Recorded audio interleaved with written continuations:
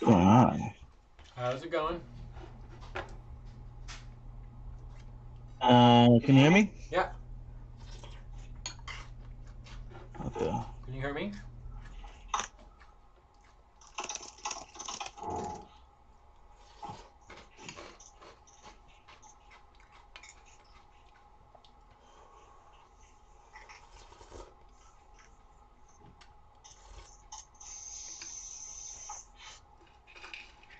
Can you hear me? I can hear you. Can you hear me? Yes. Okay, sweet. Excellent. I was like, man, is this rig broken again? I have some notes for us. Put them in the chat. And it doesn't look like anyone else is going to show up, so I think we're good on our new scheduling change, where today would be like the buddy team, and then the Friday would be the main session. Okay. Let's see. Including for like those strike folks. And then tomorrow is the general strike meeting for NorCal, so I'm going to try to go to that. Oh, wait. I think I have to take my dad to an MRI tomorrow. How are you? I think I have to take my dad to an MRI tomorrow. I'm not sure. I'll try to call in for like a little bit, but it's going to be kind of complicated. Well, I'm doing pretty good. I'm pretty busy. Please stop. Close your eyes. Count 1, 2, 3, 4, 5. Open your eyes. I think I'm having trouble hearing you. You can't hear me? Huh.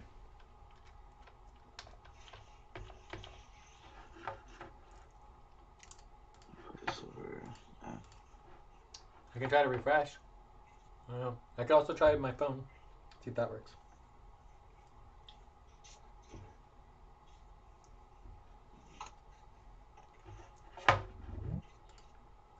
Can you hear me any better now? Hello? I think it's on your side of the problem.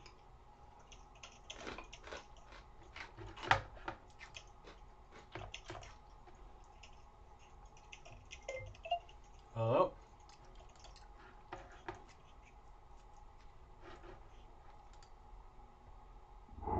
Hello? Hello? Yeah, my side's working fine. It's obviously on your side.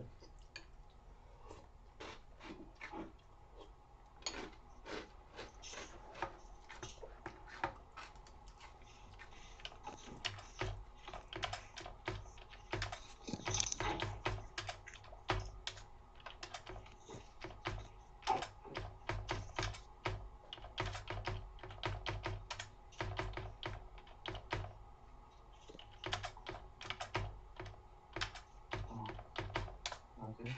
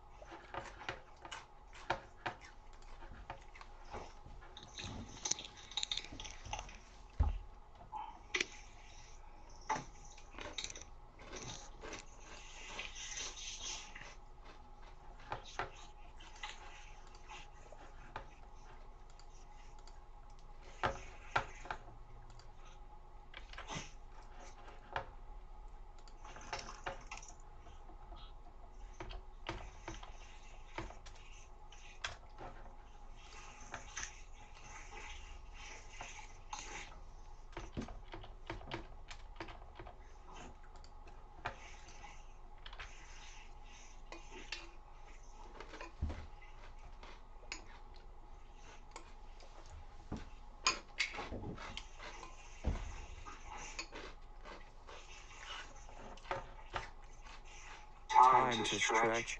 Please stop, stand up, and stretch and move around for 30 seconds.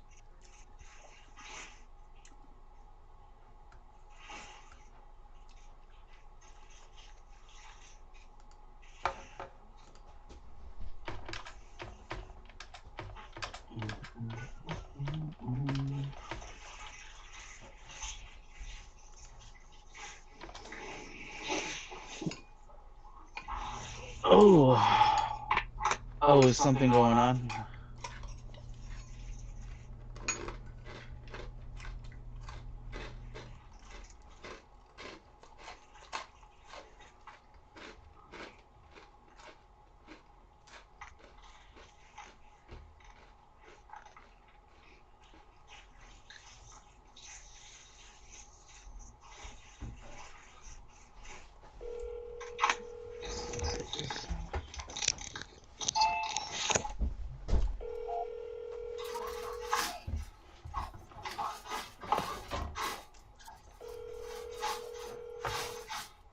What the?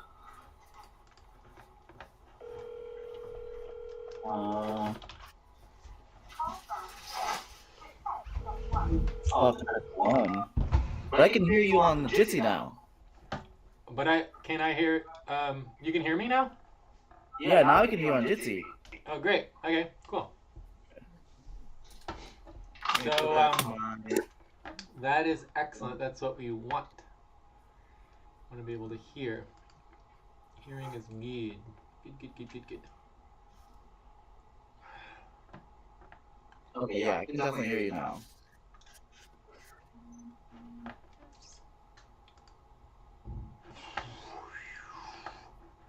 Like you got what I got last time with the audio setup.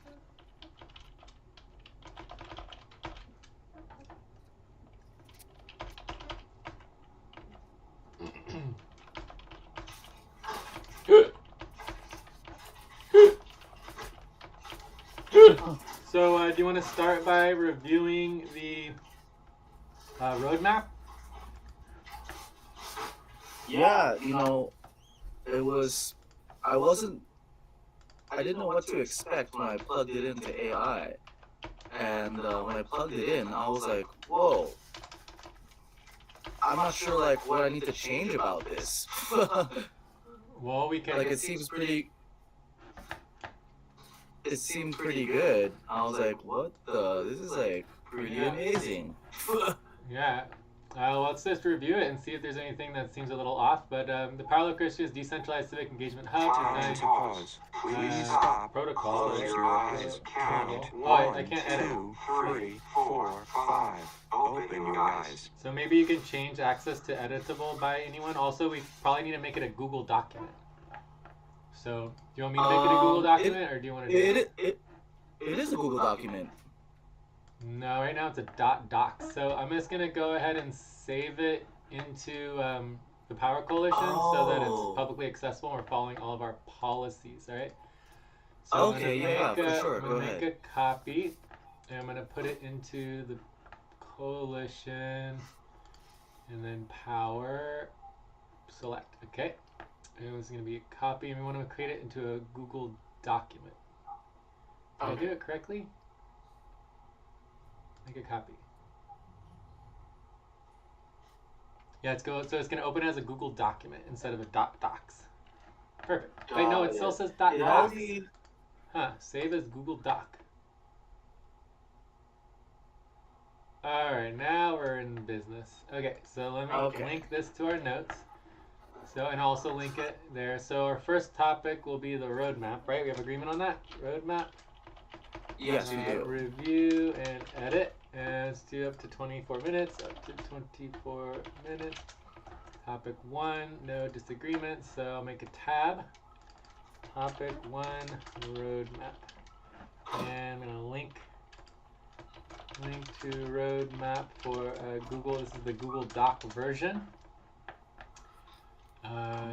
So yeah, the Google Doc version is helpful for editing and collaborating on it. And then I'm also going to put that into, it's in the notes, tab 1, topic 1. Tab 1. But I'm also going to put it into our chat window here in Jitsi. So this is the roadmap. And then I'm also going to link it to the top of the existing, well, I can't edit that. Maybe you can add it to the top of the existing one. All right. So now we can edit it. So the Power Coalition is a decentralized civic engagement tool. Our civic engagement protocol designed to empower direct democratic participation in collective decision making. The roadmap outlines the strategic phases from December 2025 through October 2026, building towards transformative vision of civic engagement that centers on grievances and priorities for the people. For the people.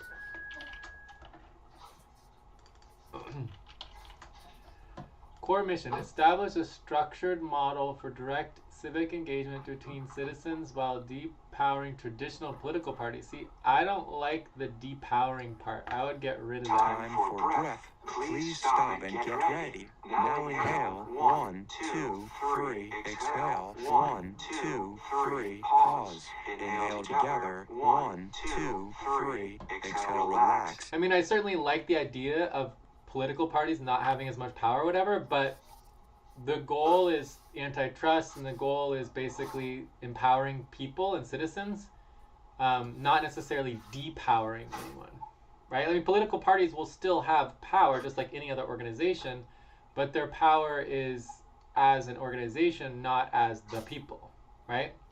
Right. So it's fine for organizations and political parties to be active in politics, but they should not be representing the people, because they aren't the people. They are a big money special interest like collective that is basically potentially against the people, you know? Right. So anyways, I'm going to cross that out. If you think it's okay, I'll delete it. Culminating in the election of a Congress that represents the people's vision and values. So,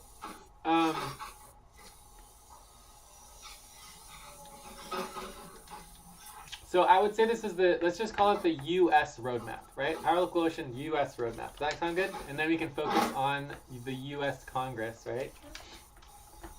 So the core mission for U.S. Does that make sense? Because there's also the global, everything is always global, right?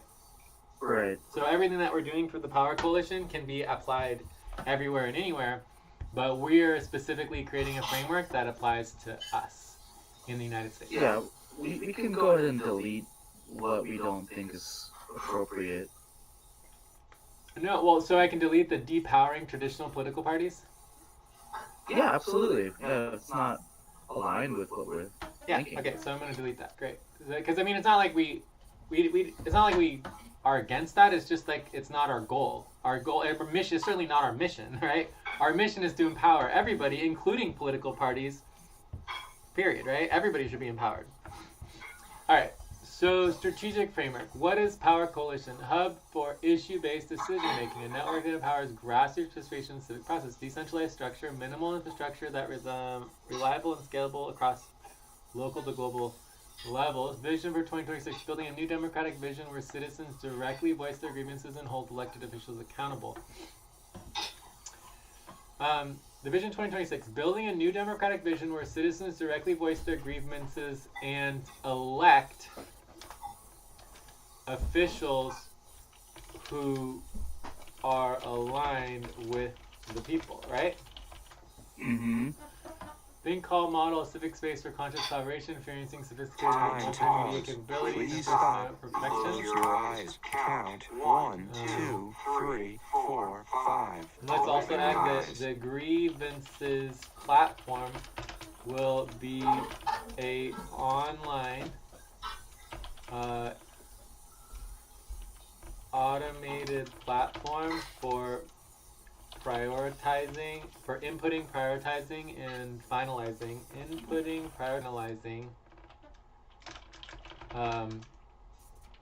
The people's grievances list. Cool.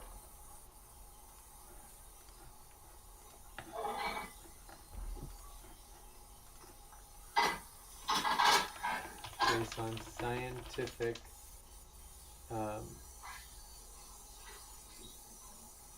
statistical analysis for maximum majority power. Cool. Alright, so that looks good. Key objectives. Overturn the big, beautiful bill through collective organizing, right? That's great.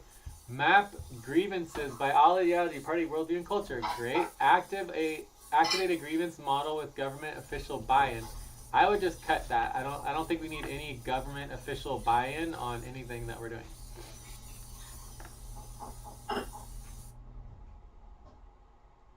Someone at the door for my mother. Okay, you can take a minute if you need. Okay. Support candidate aligned with the people's priorities. Support candidate, exactly. Create multi-language, multicultural civic education platform. Establish an automated, scalable online platform. Okay, I should read these out loud because we have the recording. All right, so support candidates aligned with the people's priorities. Create multi-language, multicultural civic education platforms. Establish an automated, scalable online platform participation. Okay. Okay, I'm back. Cool. So I would just delete this. Activate a grievance model with government official buy-in. Like I don't think we need that. So maybe like establish a grievance model based on legal frameworks, right? Does that make sense? Yep. Because we want Makes it to be sense. official. Like we want an official legal framework so that it's taken seriously as opposed to just a bunch of demands that are just not real, right? Right. Alright, so the key objectives look good to me. Please stop, write down whatever you were about to say, and take a break for 6 minutes. So we're at our first break time. Do we want to break or continue? If you need it, go ahead. Well, I mean, it would be good. I've been working for about 3 hours straight. Yeah. without stopping. No, go ahead then. Let's take a break. Okay, quick break.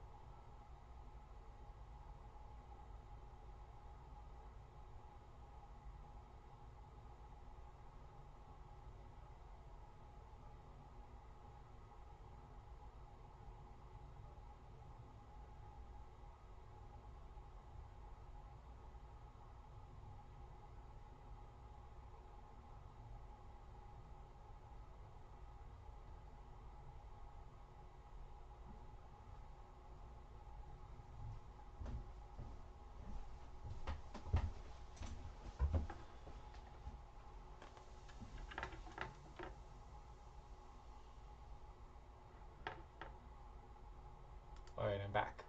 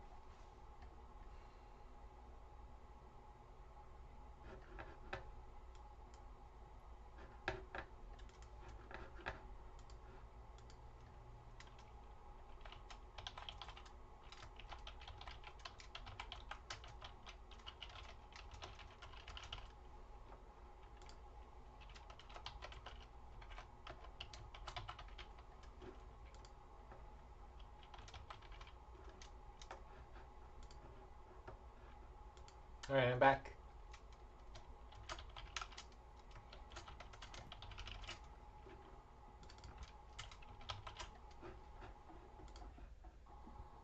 And It's the 4 break. o'clock. Time to start. Please get focused on the session.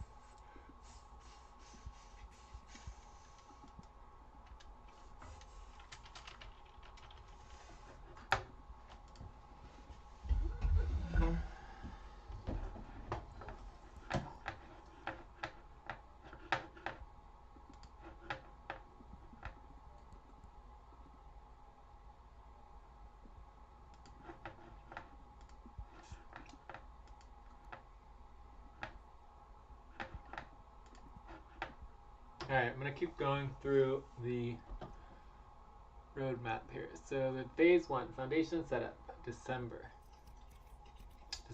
8th through 14th. So this is where we are now. Conduct prioritization exercise. See that you're back. I just went to get a little snack. Oh yeah, I'm back. I am back. All right, so here we have our phase 1 foundation and setup. So I'm just gonna take this whole phase 1 and pop it into our roadmap here, and priority phase 1. Okay, next we need to conduct prioritization exercises. Very important. It says we need to finalize planning and timeline documentation. I mean, we kind of already did that, right? Launch roadmap development, we're doing that. Initiate identity and branding work. So that is super important. Week 4, review and refine complete roadmap. So we're kind of doing that now, early. Begin drafting the declaration. And we already drafted the declaration, right? Declaration. So I think we're kind of actually early. Deliverables, completed organizational roadmap. Initial declaration draft, identity. So identity and branding is kind of like where we have left for now. That's our main thing. So then we have phase 2, which I would say would be December to January, right? December to January. Time to pause.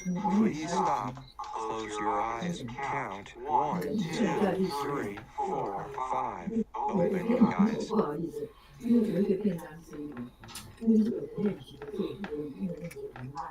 So Christmas week planning and rest. So that's kind of like we're going to take a week off.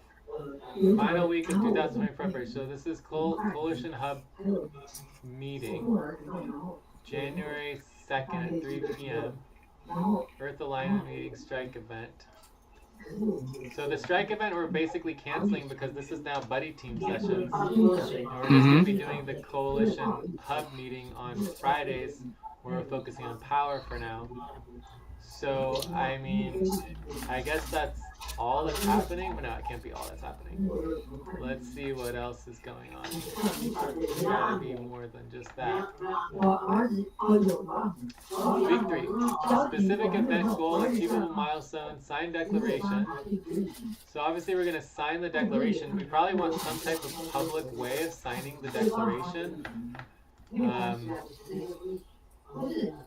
Whether it's a petition or, I mean, there should be some sort of online portal that people can sign the declaration, right?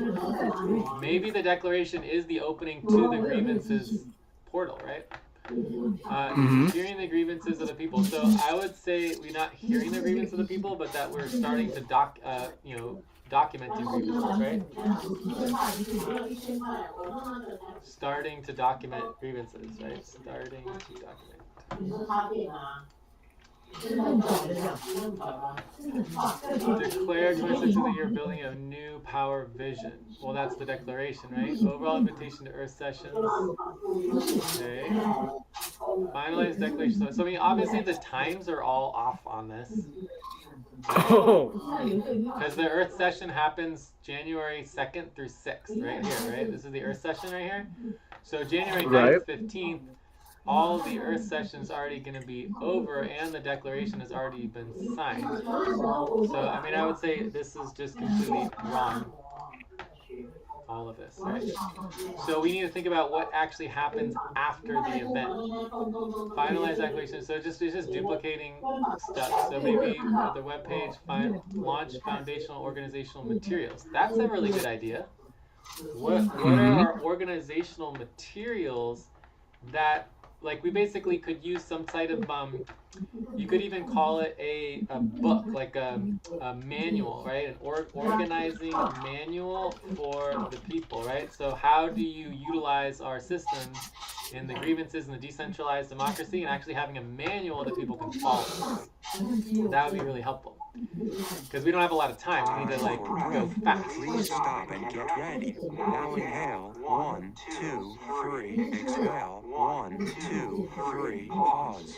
Inhale together. 1, 2, 3. Exhale. Relax. And the thing that we always forget is that the actual election for Congress is not in November. It's actually in June, right? For the primary.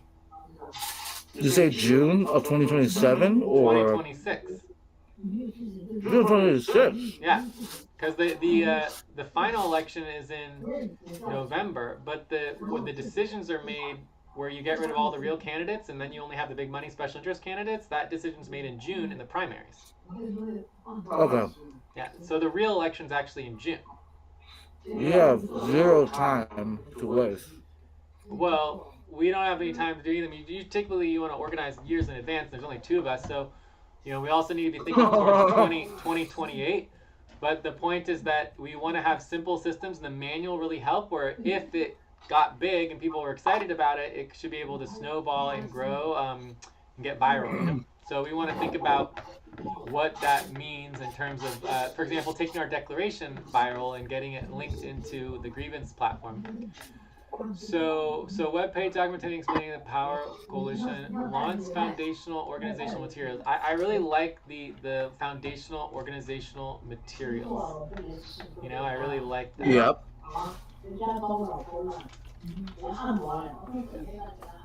All right, signed declaration for the people's grievances, coalition documentation and explanation, launch materials for public engagement. All right, so that's all pretty same. It says foundational organizational materials. I like the way they put this, launch materials. So let's add that as well. Okay, so then we have phase 3, network building. So this is going to be February to March. That's the correct. Wait, no. This is January to February.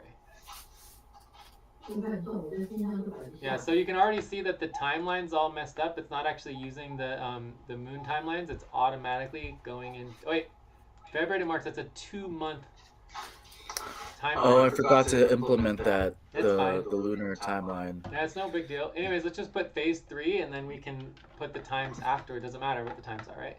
Because once we finish phase 2, we just jump right into phase 3. All right. So now let's add phase 3.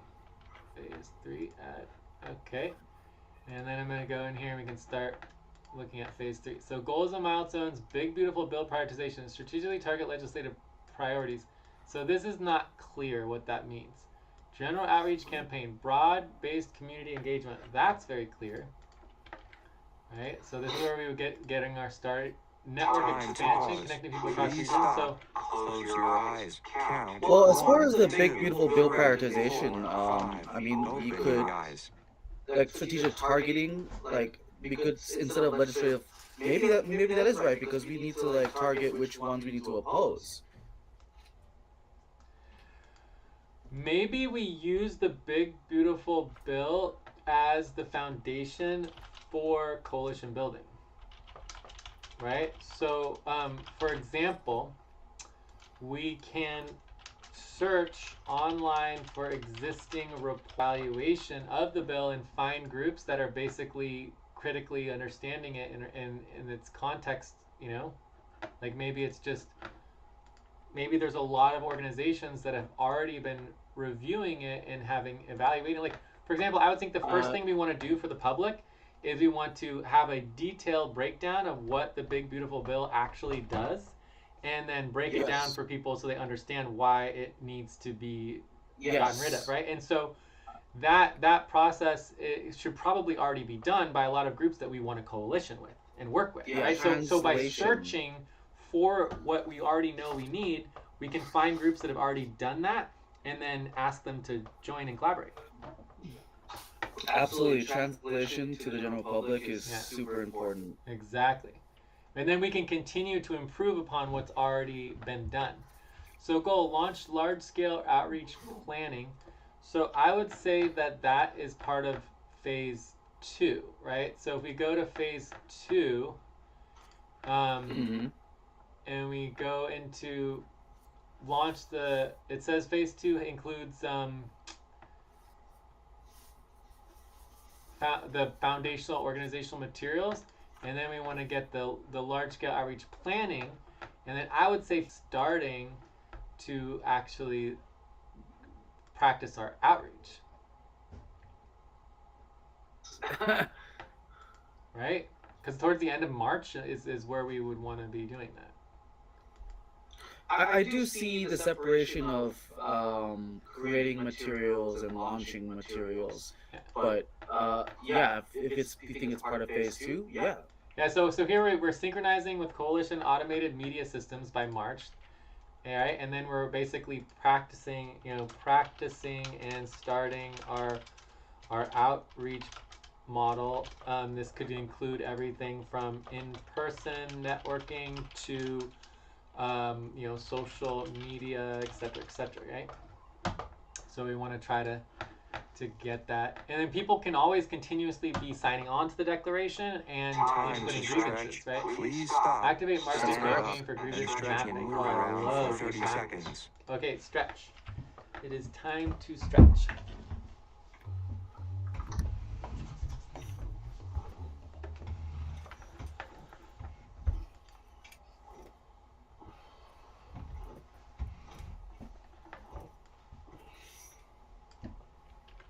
I like this term, network connection strategy.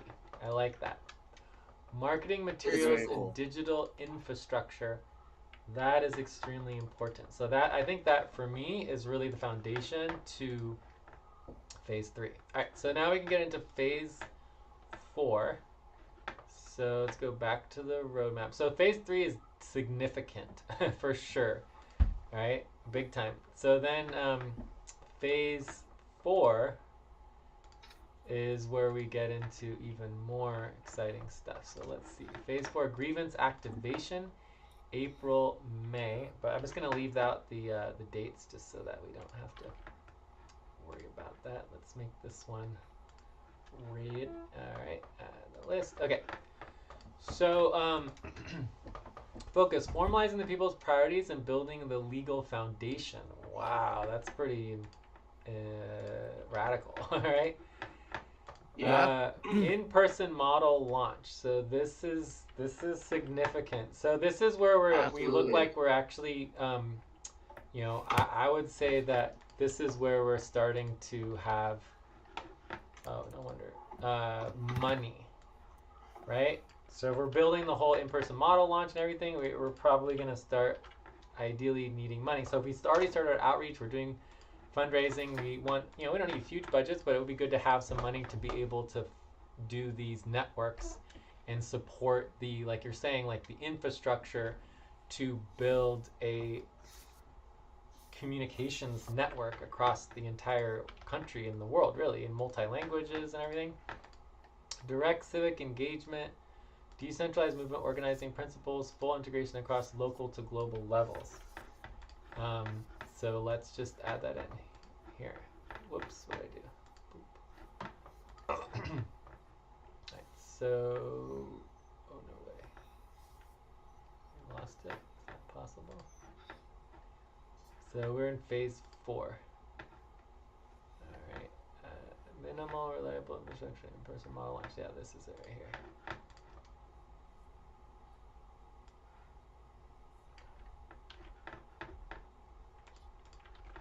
Cool.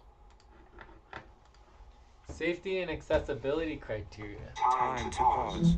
Please stop. Close your eyes. Count 1, 2, 3, 4, 5. Open your eyes. So this entire section right here on safety and accessibility criteria, this entire section is part of the internal model launch event model, like, you know, so that this would be part of like setting up the model. So it's not necessarily a separate component. So we technically could take that out, put it somewhere else. So grievance model development, mapping grievances by ideology, party, worldview, and culture. I mean, this is something that I think we might be able to get started with it a lot earlier, but you know, this is fine. So we can have everything sort of started, but we can really edit and get into more detail later, right? Who was it that was building a library of grievances? Z. Z. Yeah, did we get her grievances yet?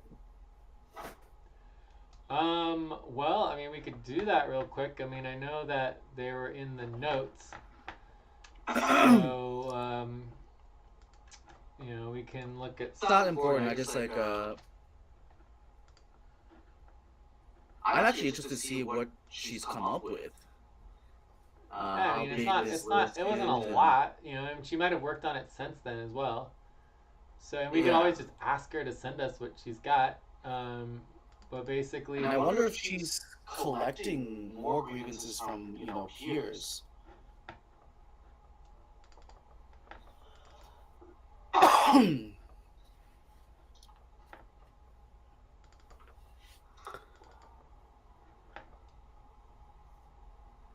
Nada.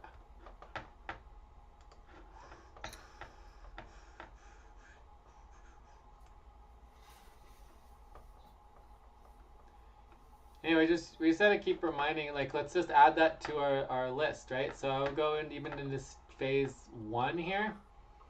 And this is where size comes in really handy, is that you can just be going in and adding things like, you know, however you want to. So this would be, you know, get the list of grievances from Z and ask Z and others to be involved.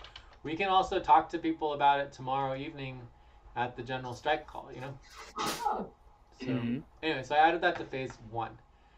All right, so let's get back into here. So we have the grievance model, which is part of phase 4. So we're in phase 4 right now, and the grievance model is good. Deliverables, finalized grievance document, in-person meeting infrastructure established, stakeholder engagement framework. This is actually really important. The stakeholder engagement framework is different, establishes the cooperative nature of... Please stop and get ready. Now inhale. 1, 2, 3. Exhale. 1, 2, 3. Pause. Inhale together. 1, 2, 3. Exhale. Relax. So yeah, so the stakeholder engagement framework is really important for like membership and collective empowerment. Because that is what establishes, like, basically the way that we operate is as a multi-stakeholder cooperative, right? So a multi-stakeholder cooperative is the most advanced type of collaborative organizing models, and it just allows for infinite flexibility, and there's just so many things. But having many, many different stakeholders who all have equal rights and equal say in a collective community is not simple, right? Because usually you just have a leadership top-down structure and you ignore everybody, you know? When you have a multi-stakeholder collaborative framework, you can't just ignore people, because any stakeholder group has power and can grind things to a halt depending on how you structure your co-op. Obviously, for something like us, there needs to be ways of having recognition and being able to de-empower certain stakeholders that are clearly going against democratic principles. But overall, it's important to empower stakeholders. So I think phase 4 looks pretty good. So anything else for phase 4? Just go on to stage 5. Let's move on. Yeah, so one thing that we need to address for stage 5 that we just discussed is the fact that by May and June, the election might already be over, right? So Right. when is the 2026 congressional election dates?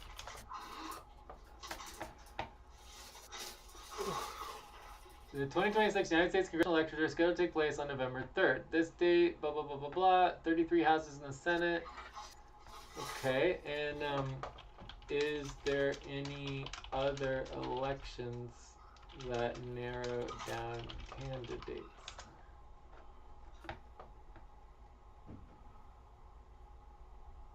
Yes, the main elections that narrow down candidates for 2026 congressional election are the primary elections held in the states between March and September.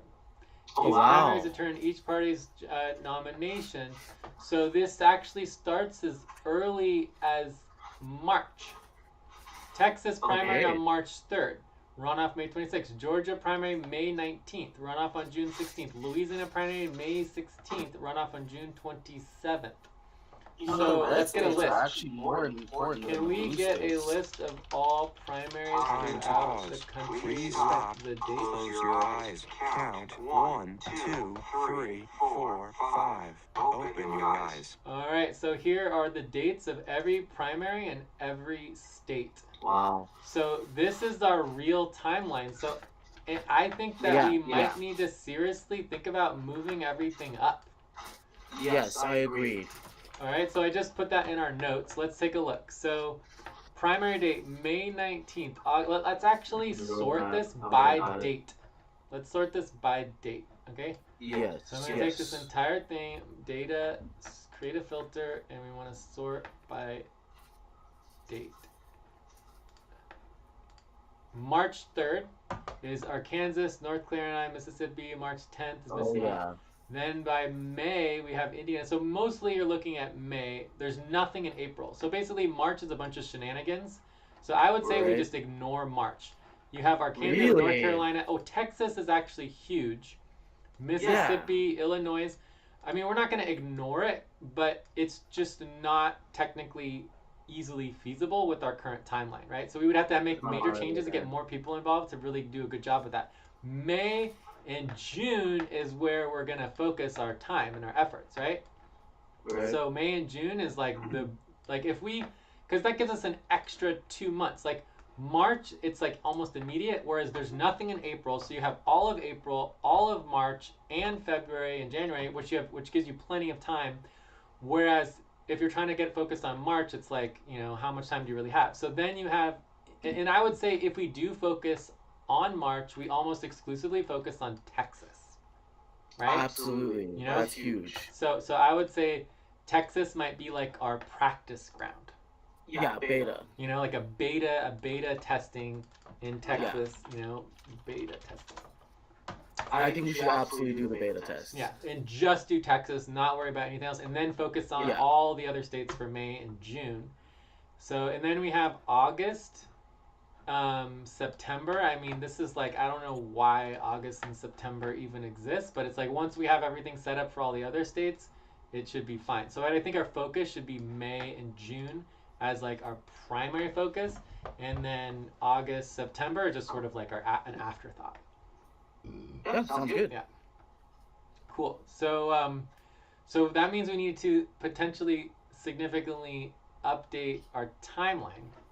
But this will be easy because now we have these phases. So let's finish the phases and then we can rethink the phases in relationship to the new beta testing for Texas. Okay, so let's finish up phase 5, candidate engagement and evaluation. So those are going to add this as Time to take a break. Please stop. Write down whatever you were about to say and take a break for 6 minutes. All right, shall we skip this particular break, or? Are you sure? No. Let's take the break because you've been working for so long. Let's take a break and we'll come back. Okay, yeah, we can take another quick break. Let's just make it a fast one. I'll be back in a few minutes, and then we'll just keep going. We're making so much progress. This is very exciting. Yes.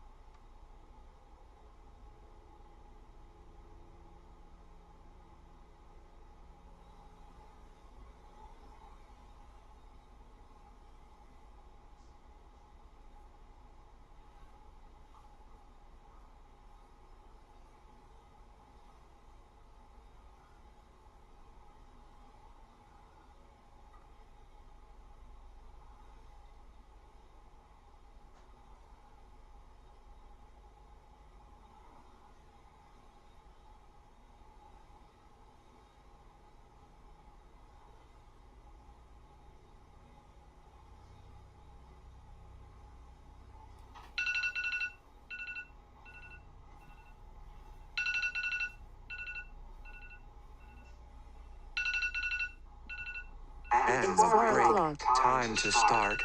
Please get focused on the session.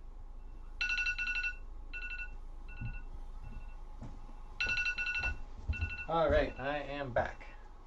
Awesome. All right, so let's see if hopefully this is the last one. So information education. Develop easier to digest civic process information. I mean, basically what that's saying is to review all information and simplify, right? We just want to continually be simplifying and making it easily digestible for people. Create educational materials on candidate evaluation criteria. While during the break, I had a genius idea, or I don't know if genius is the word, but just a really interesting idea. Yeah. And that is that we're gonna have this whole portal, the grievance portal, right? And we'll have listing all the grievances. There'll be dozens of grievances, possibly 50, 100, who knows, right? And they'll all be categorized and organized, and all the ideologies, everything, right? And then maybe instead of focusing on candidates like everyone else does, we would actually set up our entire portal. Instead of focusing on candidates, we would focus on the grievances themselves. We would connect with people where people are, which means where their heart is, where they're just like, oh my God, I can't take care of my children. I can't even find a job. AI is taking over, like all this stuff, and then they're concerned. No one cares about Joe, Bob, Schmo, right? Everyone cares about their grievance that they can't take care of their children, right? And so, when you go to the, for example, you go to the League of Women Voters, it's all based on like the candidates and the districts, and it's so disconnected from reality. Like no one's gonna go around searching for these candidates they don't even know, right? But I like where you're going. But so you go to the grievance that you have. I can't feed my children, and then within the grievance, it shows you instead of badges on the candidates, it's the other way around. You have the grievance as the focus of the portal, and then you put the actual candidates who sign onto the grievance into the grievance itself. So basically, what do you mean sign on to the grievance? So we go to all the candidates, we ask them to review the grievances of the people, and that they need to sign on to the grievances that they support, right? That they want to solve. They're like, I commit to solving this problem. I support this solution. And so then instead of sticking a badge on their candidate profile, we do it the other way around. We stick the candidate into the grievance. Ooh, okay. Right? So that basically the portal is all in the perspective of the people, not the candidates. The candidates are irrelevant. The people have the grievances, and then the candidates support the grievances, and so then the people support the candidates that are supporting the grievances. Please stop. I agree. Yeah. This is great. It is a genius idea. Yeah. So it kind of flips the whole discussion around, and then once you see the candidates, then you connect that to the races, and then so everything's flipped. It's all flipped. So instead of you having 10,000 million candidates across the country, you have 50 grievances that then connect to the candidates and connect to the actual races. Yes. So everything's opposite, right? Much more accessible to the people, because candidacies and candidates and all of the races, it's just confusing and it's overwhelming and no one can follow it all, and it's just way too much. But we should be able to follow the top 10 grievances and ensure that who the actual, and then of course, when we do the grievances, there should be two filters, right? Filters for grievances and candidates. And the first filter is who signs on to support solutions for the grievance, right? And then the second one is the AI evaluation of the voting record of that candidate, right? So regardless of whether they sign on or not, we should be able to evaluate their performance, right? Absolutely. Yeah, because if they sign on, they want to lie through their teeth, and they're like, oh yeah, I totally want to support the economy being better for people and cheaper or whatever. And then it's like, well, okay, but in reality, you voted for the big beautiful bill. You obviously don't, right? Right. So, yeah. All right. So anyways, I just wanted to mention that because it's a really exciting idea and would completely transform the entire experience of an election, right? If we were successful, right? So build natural, empowering information resources for the people. So yeah, so basically that's sort of the idea, is that the way you build this natural empowering information is that you focus on grievances, not candidates, or grievances are the focus. The grievances take you to the solution of electing the right people, and then eventually we want to find people who agree with the grievance that political parties are taking over our civic engagement and removing power from the people, and so that we need to refocus on civic based um, solutions, and find candidates who want to get rid of themselves, right? Basically, I'm willing to vote now, get rid of myself, so in the future we can actually elect direct, representatives for every issue, instead of having issue-based democracy instead of people-based democracy. I would love to see that happen, as unlikely as that is, but that would be beautiful. Yeah, well, you just have to find one candidate at a time. Breath. But more Please importantly, stop and get ready. Now inhale. 1, 2, 3. Exhale. 1, 2, 3. Pause. Inhale together. 1, 2, 3. Exhale. Relax. more importantly, we need to get people to stop thinking of immediate goals, because immediate goals do not work, right? There is no such thing as like, oh, we're going to click a button and all become rich and all become famous and all become Right. empowered and all be everything, right? It just doesn't exist, right? What exists is good technological and grounding solutions. That doesn't have to be, it doesn't have to use computers. You can have technology that is literally made from wood, right? So you need new groundbreaking technology that's better than what existed before, and then you need to allow it to grow and expand. So if we take decentralized money, for example, in Bitcoin, right? Bitcoin was nothing when it started, but it was started as a technology that's better than the existing fiat currencies. And so over decades, over a decade and a half, it basically went from nothing to now basically being bigger than most national currencies, right? Because it works. So and it's a decentralized currency model. So we can build a decentralized democratic principle. As it grows slowly over time, it can overtake the old democratic systems without ever having to destroy the old systems. Because you can just build the new systems and just have them be more recognized than the old systems, like Bitcoin is and continues to be. So I think Bitcoin analogy is good for people to understand the time frame of how decentralized democracy is going to work. Yes. All right, fully functional website in all languages. I think that should happen earlier, but we'll see. Remember, we're getting rid of the time frames. Features, all candidates running for Congress to play. Okay, I like the features. Let's get all this in there too. So that's good. Okay. All right, so then we have deliverables, candidate database and evaluation platform. But basically, this candidate database and evaluation platform, we're getting rid of this, and we're going to simplify everything. We'll just have the grievances platform, and then the candidates are just embedded into the grievances platform itself, right? Because this is all focused on the people. It's all focused on the grievances, and then the candidates can either sign on or not sign on, and then we can, they can join in. Certification badging system, civic education material. Cool. So key structural components. Think, call, model. So it wasn't really clear exactly where the think call comes in. I feel like the think call is really its own separate thing. So I would actually Time to pause. Please stop. Close your eyes. Count 1, 2, 3, 4, 5. Open your eyes. I mean, I think the thing called, yeah, you're right, it is separate, but it is also a funnel to the grievances platform as well. Yes, it's perfect for the grievances platform. So, but for me, I think it's just like it could be integrated into any different, and it exists independently. It's its own separate thing, its own separate platform. It could even be its own platform separate from the grievances platform, right? So you could have the grievances platform, and then you could have a whole platform for automated, online integrated, think call processing that can then be implemented locally as well, right? Oh, I have a quick thought about the thing called model. It is like I still am a huge proponent of in-person thing calls, and you were always talking about networks, right?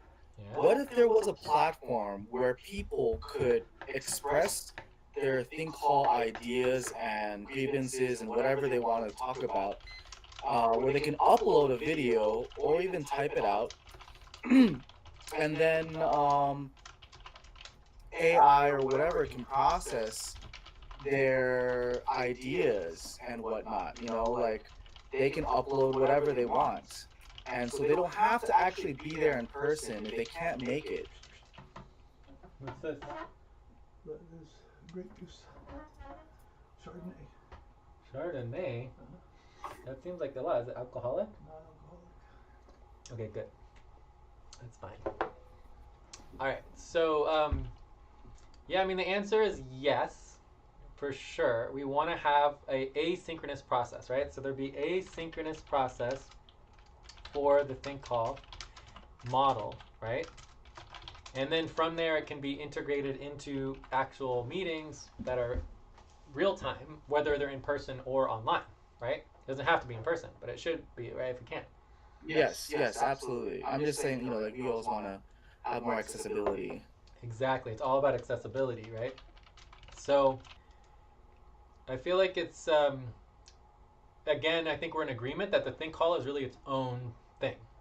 So the roadmap, if we think about what is the roadmap?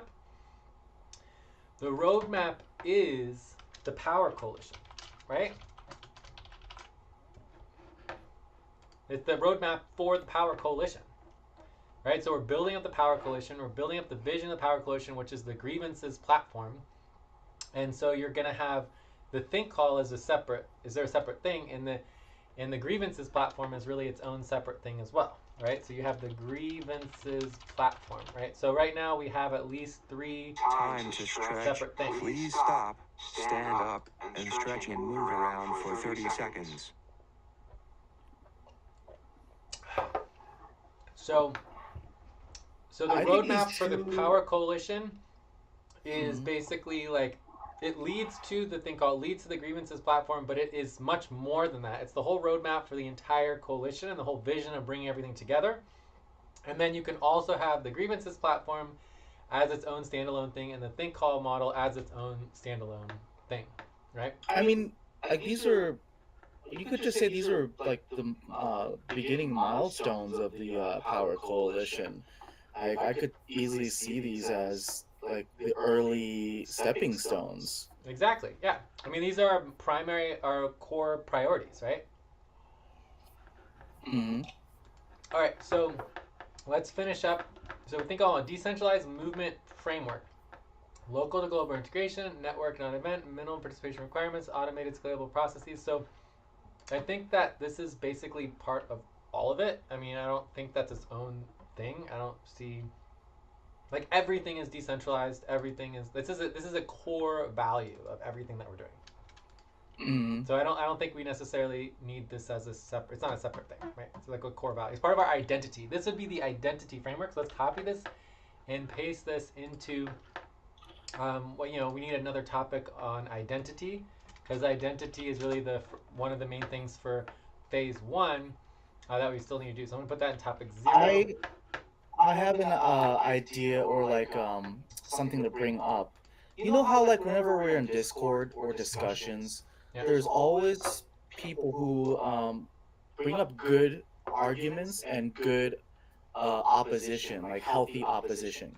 And when they talk about like accountability in the sense of like how do we know these are real ideas from real people?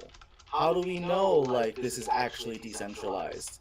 I think this should also be part of the roadmap for each particular item. Like, how do we show like this is real data? How do we illustrate that? Because there will be people who will say like, is this real? Is this really real? Is this really done right? You know what I mean?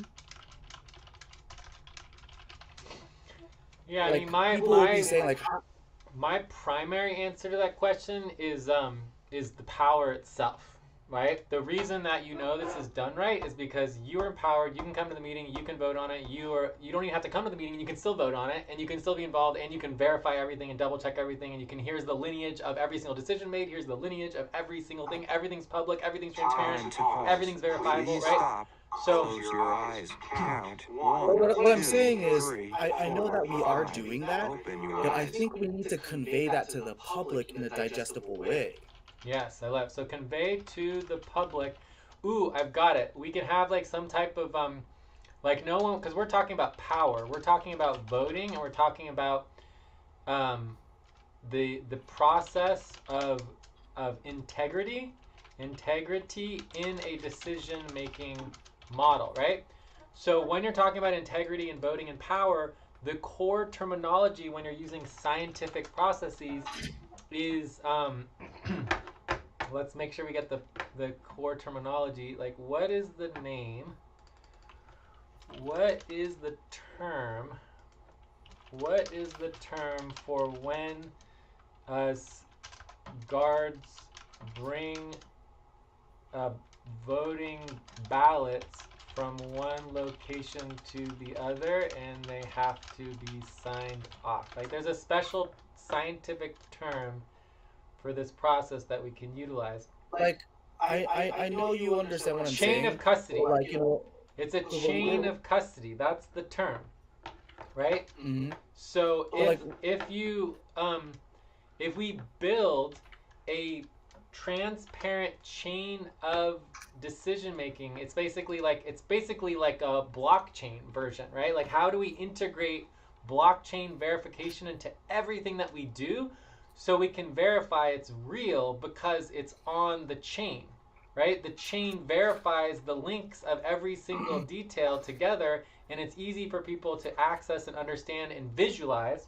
It should be visualized. Should be a visualized. So there's two things that we're visualizing that are super cool. Oh my God, what's going on? well, we don't have to focus on this now. We can go back to the. I'm just saying, like, we will have to focus on this at a point in time. Yeah. You know what I mean? Like, Yeah, but I think the like we need to be chain. I able think to. the chain is Mhm, key. Like having things mhm, integrated into a chain of verification. And the two things that are going to be we can easily visualize this chain of verification about things being real. And then the other thing that we can visualize is the identity matrix. When everybody integrates into their own identity, and for example, everybody will integrate their own version of the grievances, mhm, they will be able to see themselves in the final product of the grievance.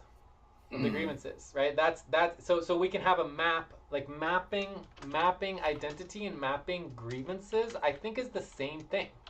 The grievances are identity in Mhm. many ways, right? Time for breath. Please And like stop and when get I ready. say like Now we need to inhale. be able to 1, convey 2, this, 3. we need to Exhale. convey it 1, with the 2, transparency of 3. what you're talking Pause. about, the Inhale chain of together. custody, 1, the 2, 3. visualization, the mapping. Exhale. Relax. That is like hard evidence, right? But we also need to convey it so a 5-year-old can understand. And then once they understand it, they will say like, hey, well, we have the hard evidence right here if you want to audit or look at it. Yes, and I think the most important thing of it is it has to have utility. So the reason Right. why we do the chain of custody, the reason why we have the everything recorded and documented and broadcast and verified and we have three versions of everything, and we have just everything is always documented in our model, is not for proving to other people that we have integrity. It's so that we can function, right? Because if it doesn't have a functional Absolutely. Yes. utility, Yes. then it is fake. Because we don't want to create something that's simply as an image holder to make us look good. No, we create something that's functional that we actually use every single day, every single meeting, every single activity and project. We utilize it, and that it's a functional component of how we do things, and then we can convey that in a way that very simply people can understand, and then also that we can map it in a visual way that a 5-year-old can see, right? If you can see it, Yes. then you can feel Yes. it and you can understand it way better than words, right? And that's what we currently Yes. do not do. Currently, all of our documentations are not visual, right? Yes. They're very, very in the background. It's almost impossible to find anything because we have so many documents and so much information, I agree with the function being paramount. All I'm saying here is that perception is also extremely crucial. Yes. That's all I'm Agreed. saying. Yes, I love it. So, but the point is that we have a plan for dealing with this particular thing. And I totally agree with you that, but it needs to be multiple faceted, right? So when I say this, let's make sure it's clear. So plan for addressing skeptics, right? Skeptics. Yes. And it's Yeah. very important because this is the downfall of general strike, right? Every time someone Yeah. has an issue with general strike, instead of addressing it, they ignore it, and then the skeptics go away because they're like, this is a joke, right? Yes. Yes. So there are two things. There's at least two or three things. One, obviously, we do what you just said. We have, simple vocabulary for integrity and visualization of, realness, right? Realness and verification. Time to pause. Please stop. Close your eyes. Count 1, 2, 3, 4, 5. Open your eyes. Any argument is taken seriously always, right? And this is best for BS arguments. And the reason why that is the best thing to do for a BS argument is that if you take a BS argument seriously and then you apply the same rigor as you would any other argument, it immediately evaporates. But when you ignore a BS argument, it can grow bigger and bigger and bigger. Yes. Right? So they feel empowered by omission, and they just say, "Oh, you won't say it, then it must be untrue." Yes, it basically can get overpowering because it can snowball and become rumors and gain more traction, right? So the key in empowerment and addressing any argument is a standardized model. It doesn't matter who you are. I don't care if you are literally like,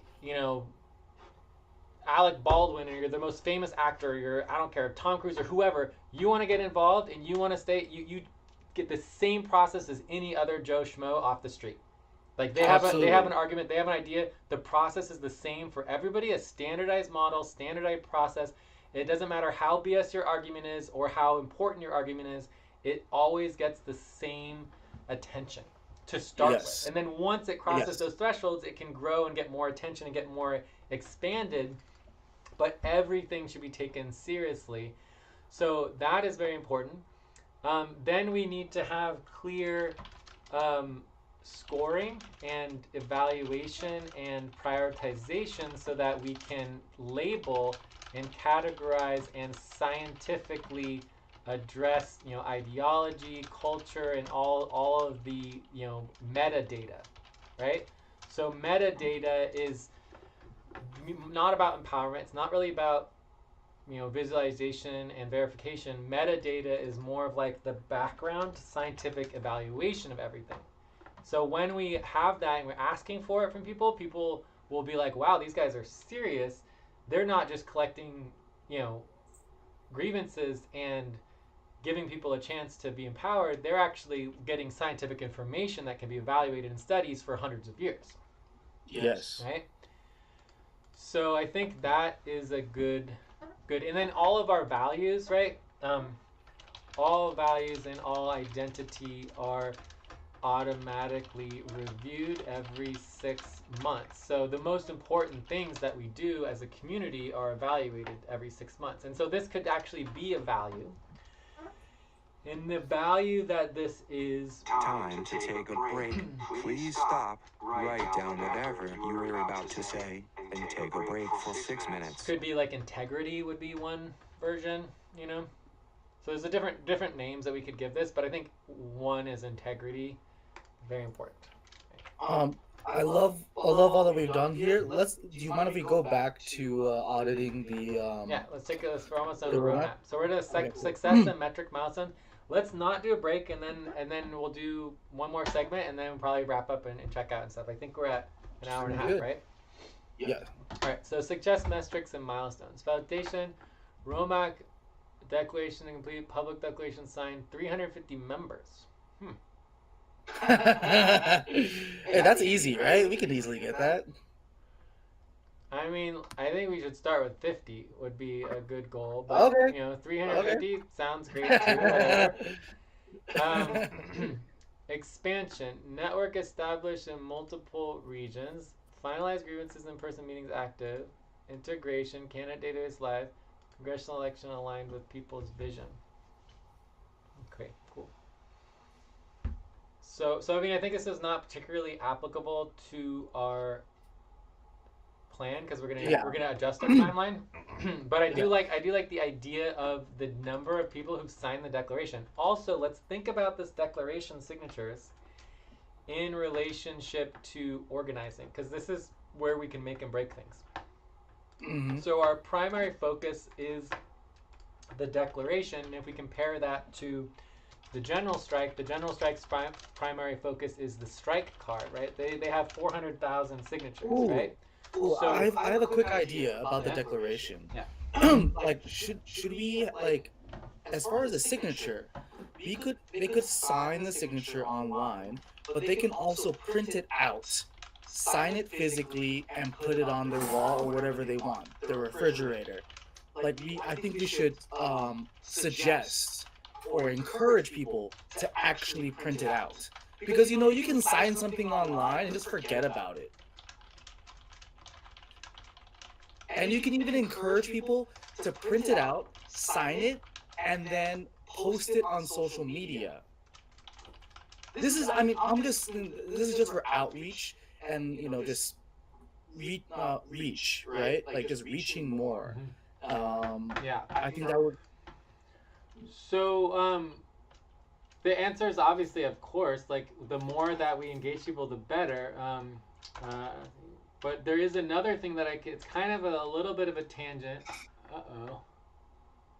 This is not good. Oh. My website has a critical error. No. It happens. All right. So anyways, there was one of the articles for the decentralized democracy. So that's the website that has all the decentralized democracy on it.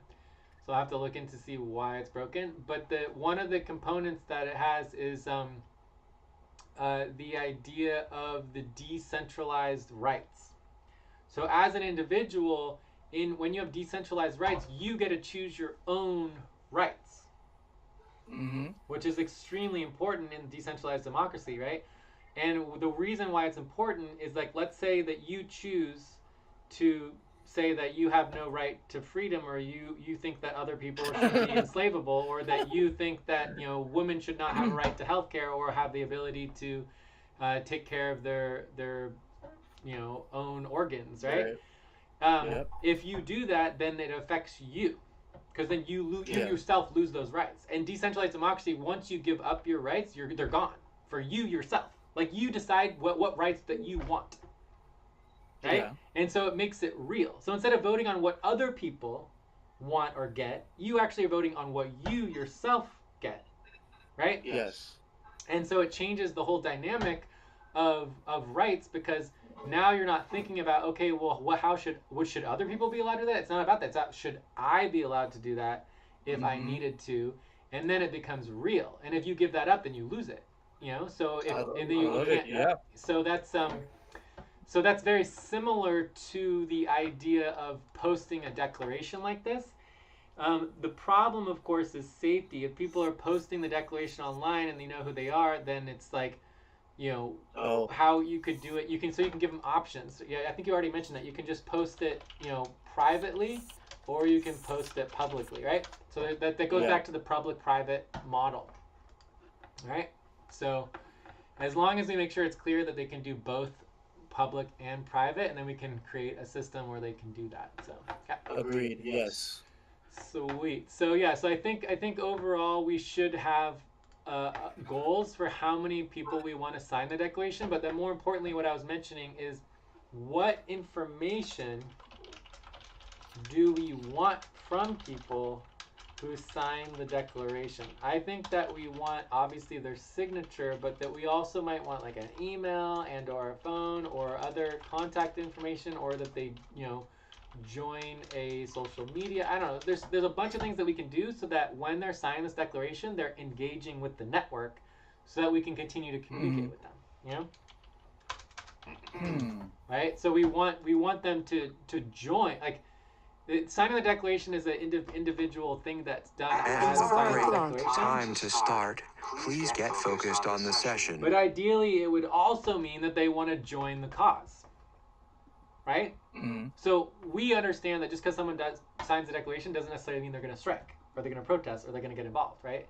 So for me, Yes. it's a very separate thing. Whereas the general strike is like, oh yeah, you sign the strike card, then it's done, right? It's like, no, it's not done. So if we get 1,000 people signing the declaration, how many people does that convert to who show up to our meetings, who will come to an event, who will review the website before we vote, right?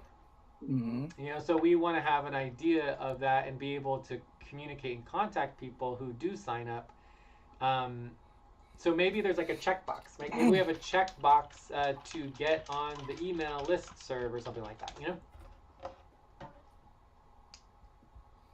So they can either sign it as like an individual, or they can also sign it as like a member and get involved in the collective. Like, this is always a tricky area, right? Because just harking back into like people's concerns with like collecting data. Like, I don't know, like I think we need to think about this more. Obviously, you're right. We need to be able to engage somehow, but I think this requires more thought, that we need to do at a later, later, like, because it's not easy, right?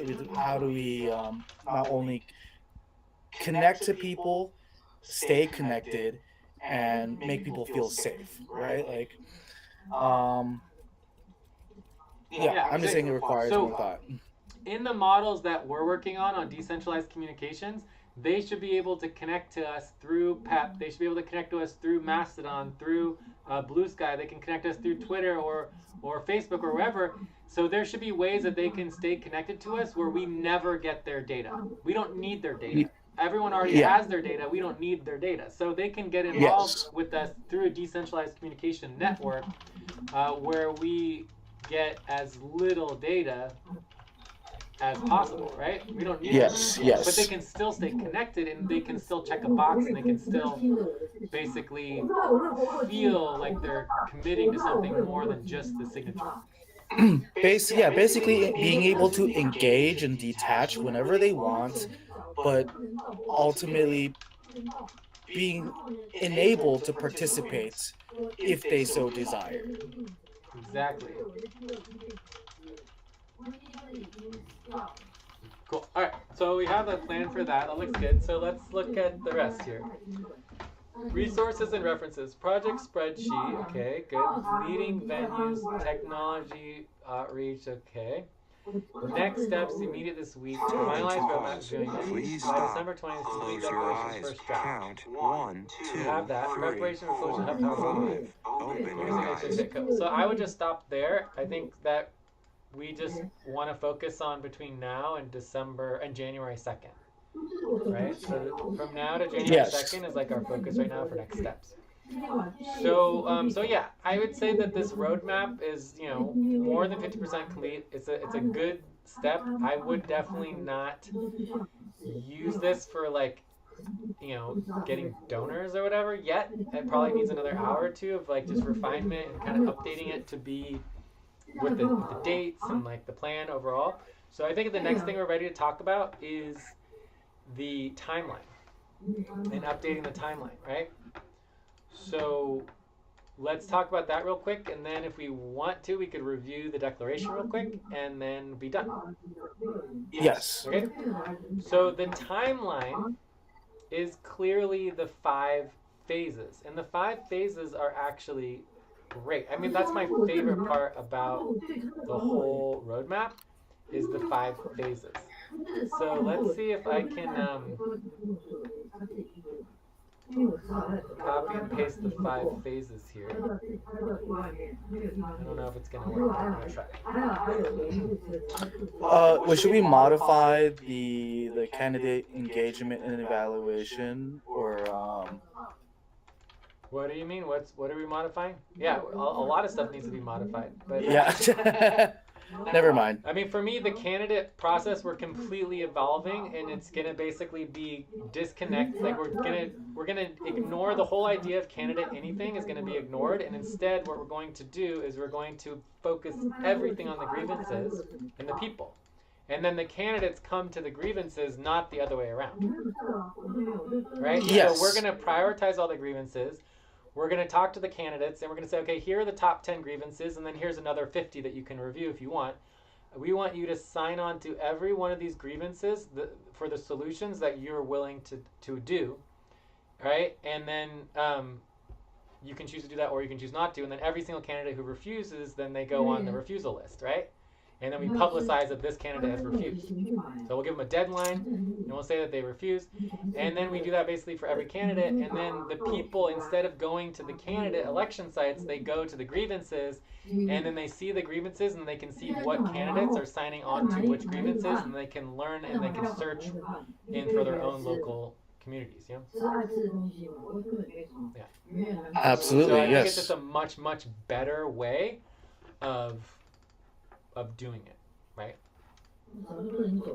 Time for Alright, breath. so- Please stop and get ready. Now inhale. 1, 2, 3. Exhale. 1, 2, 3. Pause.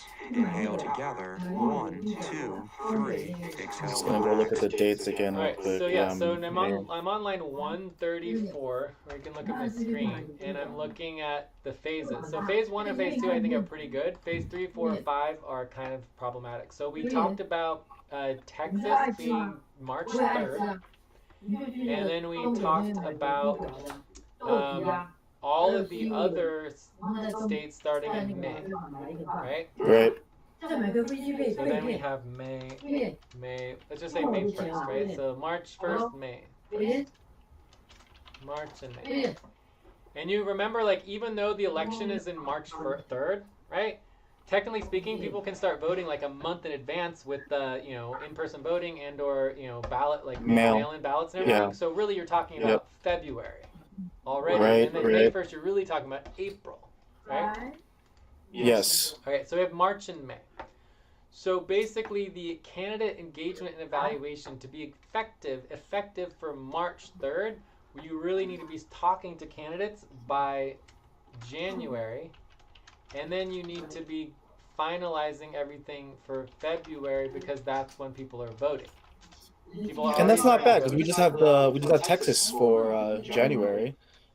Yeah, but the problem, of course, is getting everything set up, right? But if we did Right, we did like a beta testing, like an alpha or beta test, like minimal version, right? That could be a really good step. And for example, we can utilize all the work that Z has done to very quickly integrate a lot of grievances without necessarily having to, get a million people involved, right?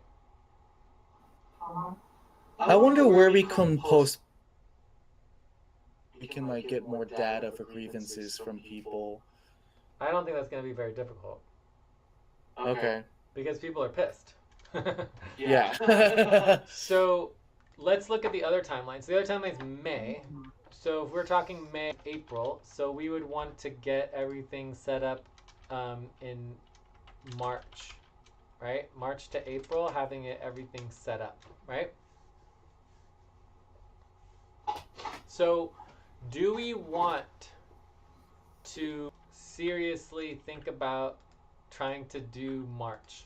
Or should we just ignore Texas? What? I lost you. To collect grievances in person, stand outside a library or something, and just say, "Hey, give me your grievances," and then just have them write them on a sheet of paper and put them in a box. Yeah, that's a good idea. I like it. I can even have them email email address and have them email them to me if they wanted to. Yeah. So anyways, but the question here is just we have grievances. I don't think grievances is the problem. The problem is actually building the entire network. If this is the only thing that we were entire lives, we could do it in a month, right? But we have a lot of other things going on. So the expectation is it might take 3 months. I think 3 months would be the perfect amount of time, which gets us right into March. right? So if Yeah. we were ignoring Texas, we're totally good on a 3-month timeline. If we want to do Texas, we need to have I would say we have the initial alpha platform ready for the January launch, right? So let's put the Texas timeline here. So Texas timeline.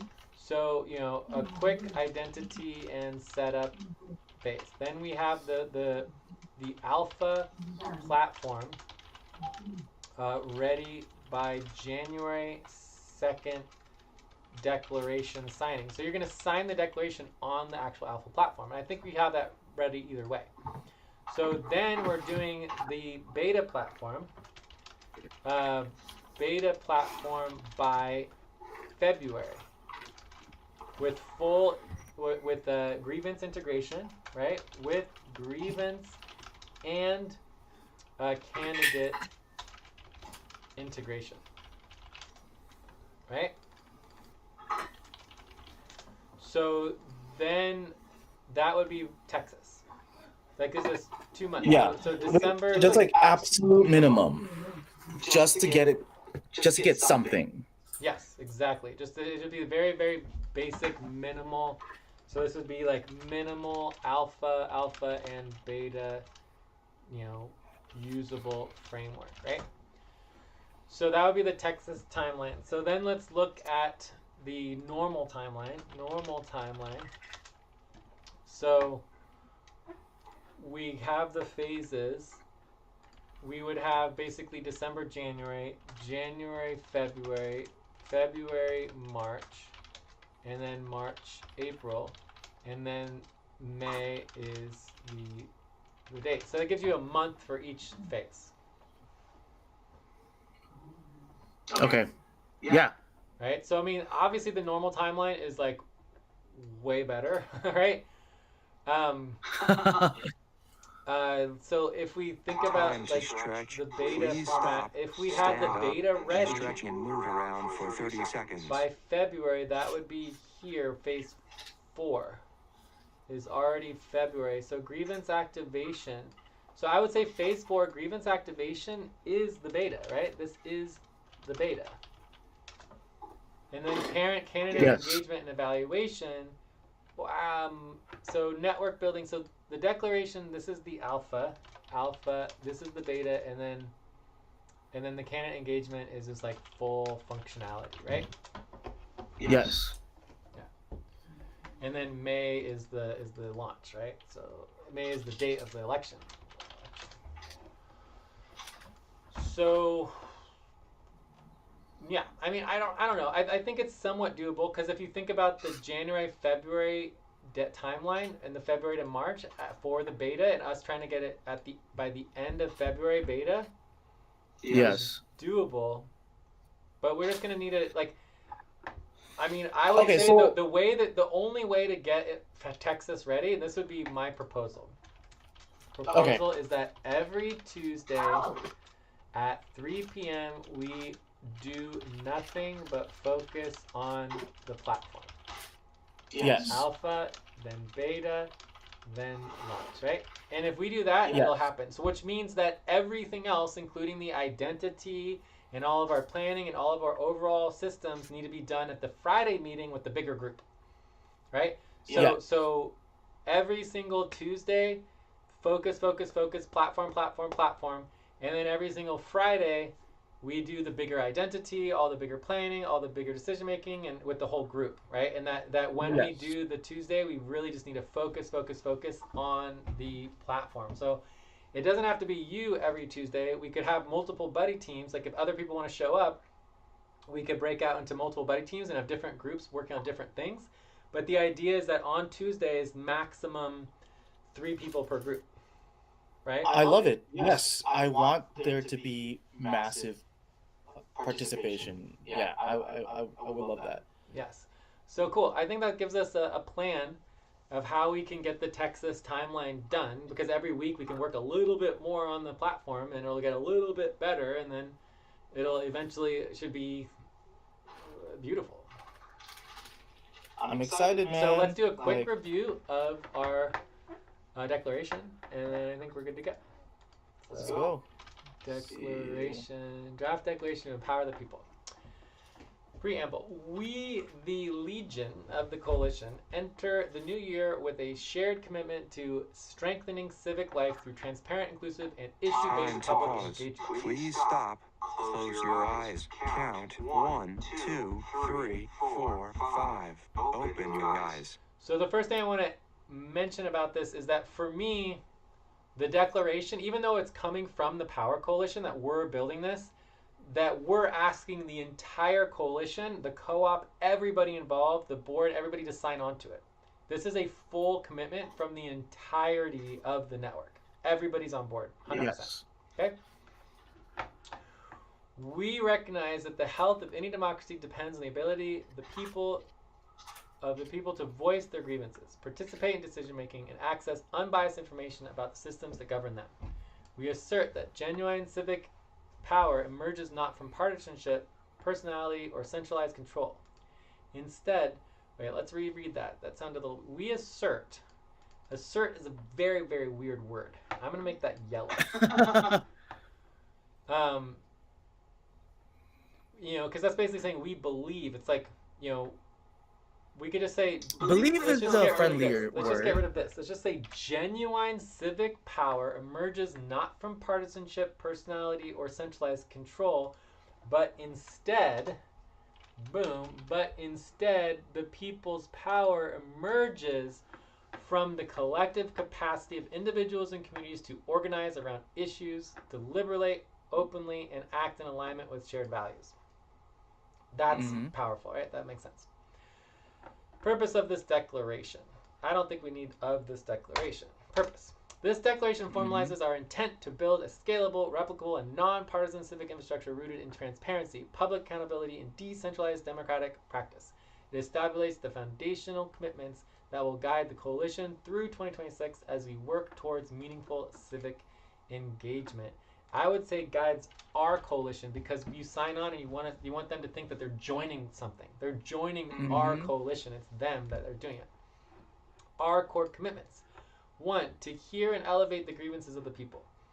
2, to practice issue-based civic engagement.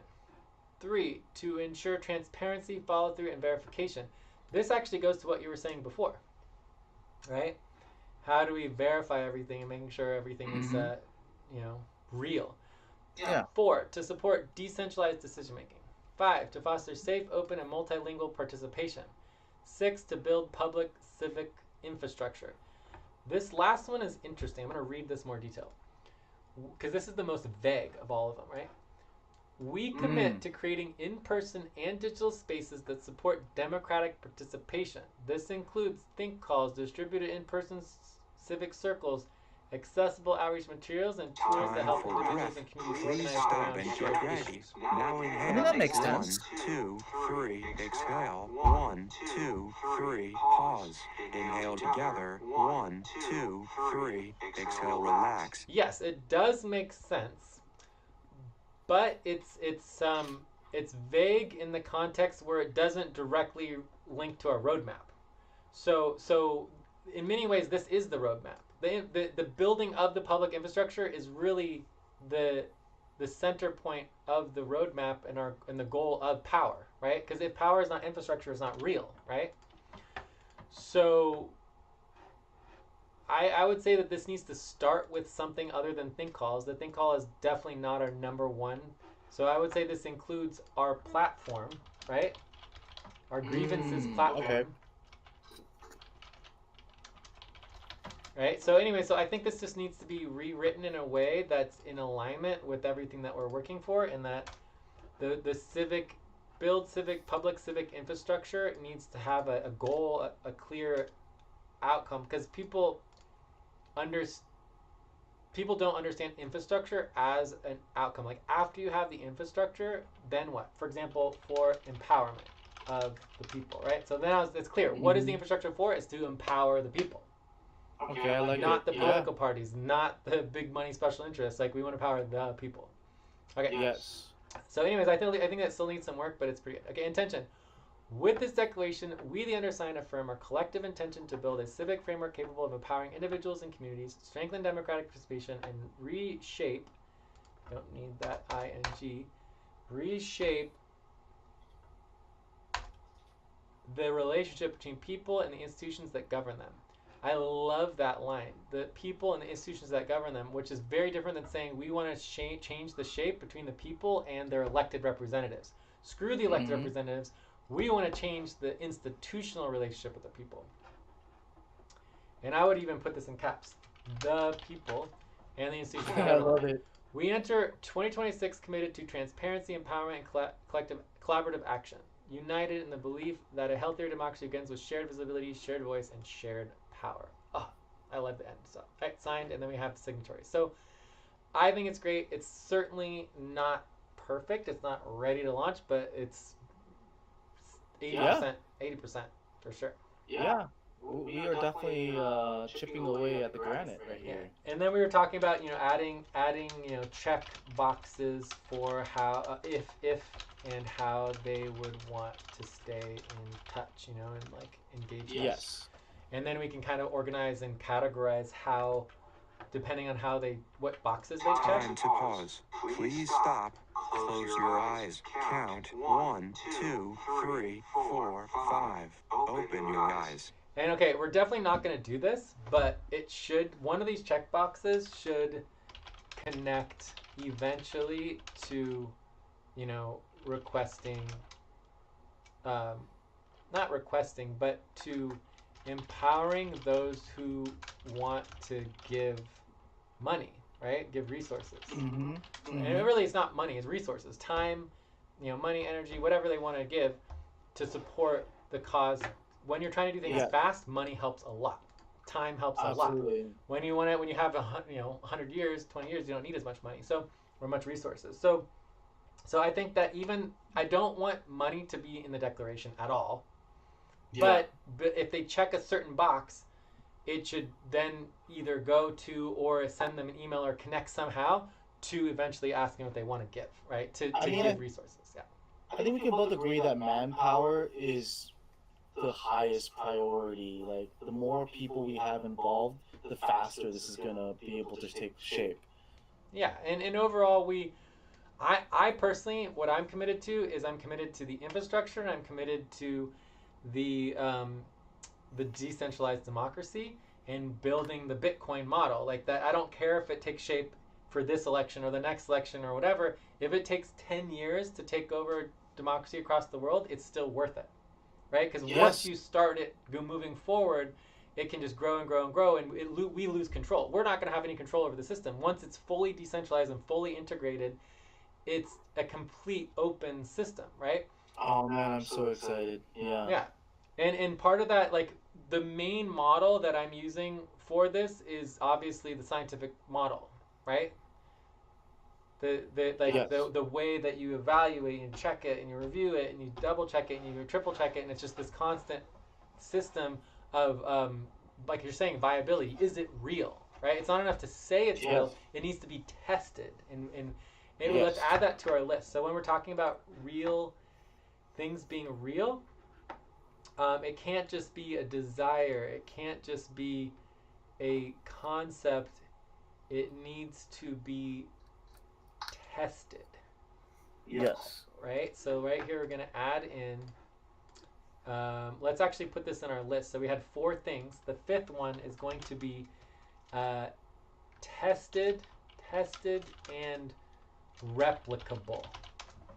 Right? So something might work in a single community, and that's great for that community, but it's not democracy unless it's tested and replicable in other communities across the world, in other cultures, in other languages. Please stop. Right? Write down whatever you were about to say and take a break for 6 minutes. So true democracy is replicable.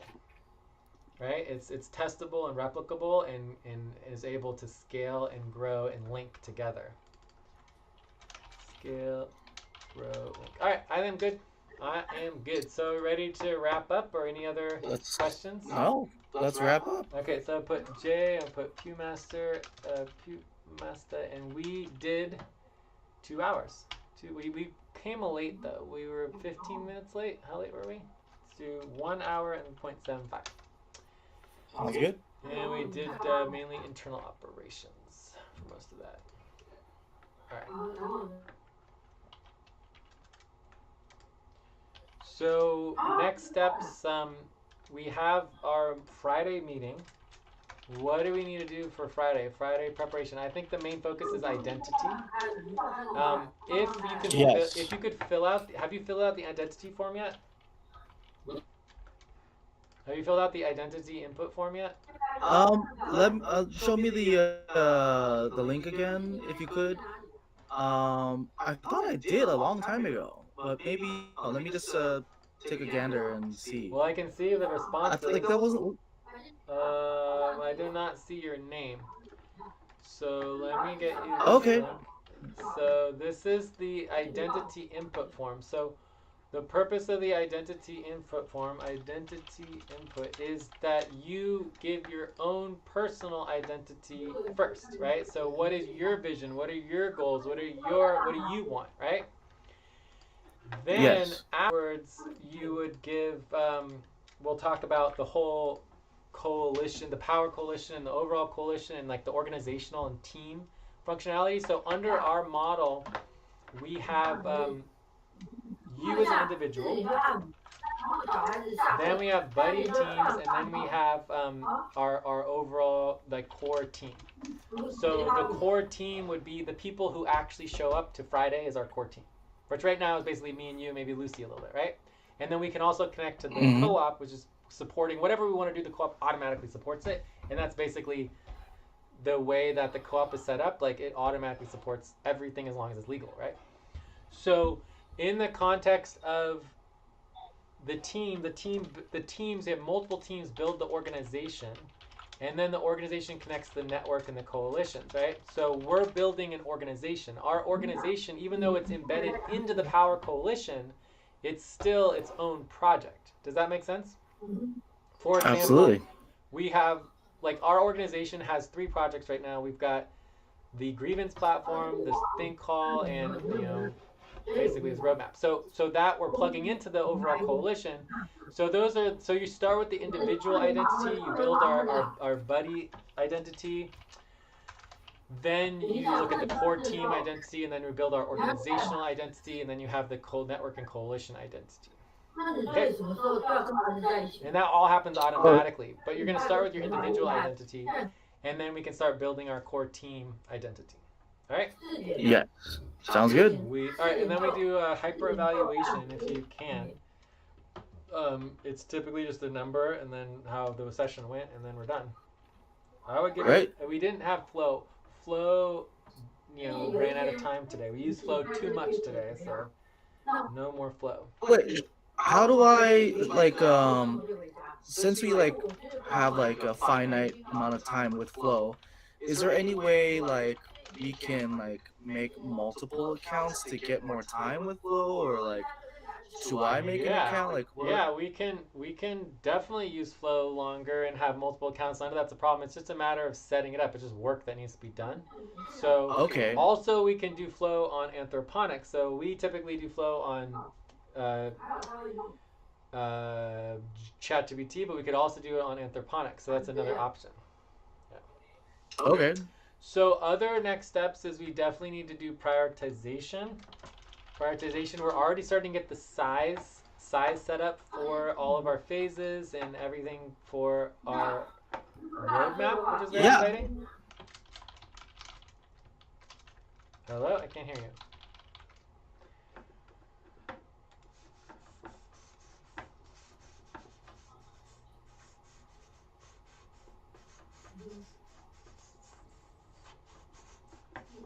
Hello, Pewpmasta? I lost you. Oh yeah, can you hear me? Yeah, I was just saying that I saw some glimpses of you working on size, and it looked very interesting. Oh my god, size is so cool. It's just amazing. Like, I could talk about it for hours. It's so cool. But either way, right now what we're going to do is we have our roadmap, we're going to have our think call, and our grievances platform. So those are the 3 main things. And then what we need to add to this is the 2 prioritization lists that we need to prioritize. And then once you get those started, you can just sign up and make an account. And then I just add in the profile, once you have your account, I can add you as a team member. And then you'll be able to vote on everything and prioritize it. So You just click on the score button and you vote on it and you update vote and then it's done. Right? So Okay. it's pretty simple and straightforward. So I can go in here into the profile. Actually, it might be account settings. And It's 4 break. o'clock. Time to start. Please get focused on the session. I'm still kind of learning how this all works. So it's possible that I actually need to create a team first. Public profile, your list, time. Oh, no, yeah, team. Create team. So if I click on here, enter Power Coalition. Interesting. Anyways, I might need to create a team first. And so if I create a team, so this would be like the power team, right? Yep. Power team. So we don't have, our team doesn't have a name yet. So we need to eventually create our team for our name. And then once we have a team, I should be able to